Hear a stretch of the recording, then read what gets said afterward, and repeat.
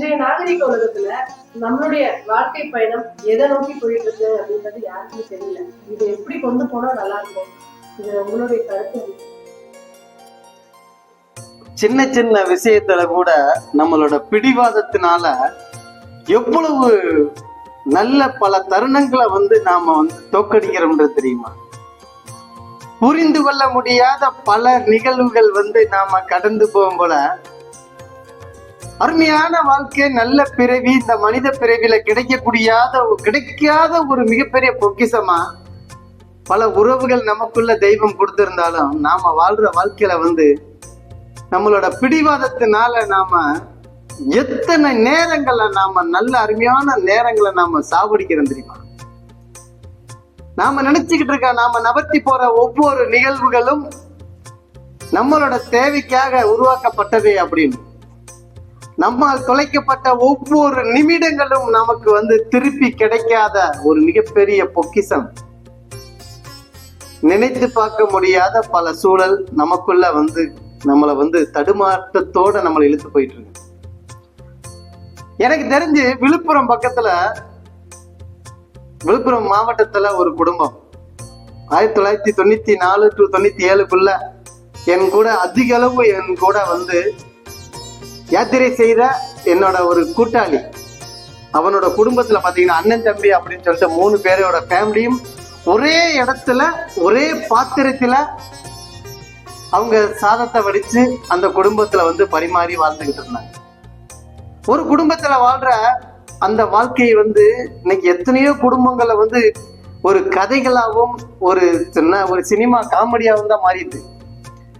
நான் அன்னைக்கு அந்த கண்டு கழித்த அந்த ஒரு குடும்பத்தின் ஒரு உறவுகளோட பலம் ஒரு வித்தியாசமான உணர்வுகளாத்தான் அன்னைக்கு தெரிஞ்சது. எவ்வளவு கலகலப்பா வாழ்ந்துகிட்டு இருக்க அந்த ஒரு வாழ்க்கைய நம்மள எத்தனை பேர் நாமெல்லாம் அனுபவிக்கிறதுக்கு கூட நம்ம முடியாம நிலைக்கு போயிட்டு இருக்கோம். இருக்கிற தெய்வம் கொடுத்த அந்த ஒரு ஆளு 2 ஆளு 3 ஆட்கள் குடும்பத்துல வாழ்ந்துகிட்டு இருக்கிறதுல கூட பல முரண்பாடான பல பிடிவாதத்தினால நம்மளோட வாழ்க்கையில நமக்கு அடையாளம் காண முடியாத பல நேரத்தை நாம உருவாக்கிக்கிட்டு இருக்கோம். கிடைக்கிற சந்தர்ப்பத்தெல்லாம் நாம தோக்கடித்து வரட்டும் பாத்துக்கலாம் அப்படின்னு சொல்லிட்டு வீட்டுக்குள்ள முடங்கி கிடக்கிற பல விஷயங்கள் நம்மளோட வாழ்வாதாரத்தை எந்த அளவுக்கு சீரழிக்கும் அப்படின்றத பத்தி இன்னைக்கு நம்மள எத்தனை பேர் நம்மள உணர தொடங்கியிருக்கோம் தெரியாது. நாம வாழ்ற வாழ்க்கையில எல்லாத்துக்கும் ஒரு மிகப்பெரிய ஒரு அடையாளம் இருக்கு. நாம வாழ்ற வாழ்க்கையில அத்தனைக்கும் ஒரு அடையாளமா நாம வாழ போற ஒரு மிகப்பெரிய ஒரு அத்தியாயத்தையும் நாம எழுதாம இந்த பூமியை விட்டு வெளியே போக முடியாது.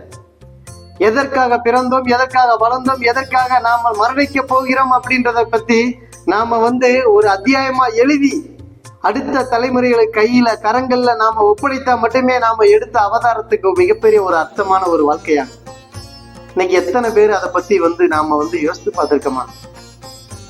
எல்லாரும் மாதிரியா நம்மளும் பிறந்தோம், படித்தோம், நம்மளும் வேலைக்கு போனா, கல்யாணம் முடிச்சா, பிள்ளை குட்டியை பார்த்தோம், நல்லபடியா வாழ்த்தா, சம்பாதிச்சா, இன்னைக்கு உட்காந்து வீட்டுல உட்காந்து சோத சாப்பிட்டு நம்ம வாடகை தலை சாயிரும் அப்படின்னு.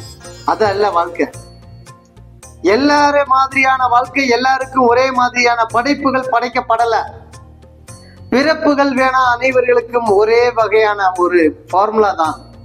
ஆனா வாழ்ற வாழ்க்கைகள் ஒவ்வொருத்தனோட புத்திய 6வது அறிவை மிகப்பெரிய அளவுல பயன்படுத்த துவங்கும் போதுலதான் ஒவ்வொரு ஆள்களுக்குள்ள ஒரு அசைவுகளும் அடையாளமா வெளிப்படும். அந்த அடையாளம் மிகப்பெரிய ஒரு வரலாறா மாறும்.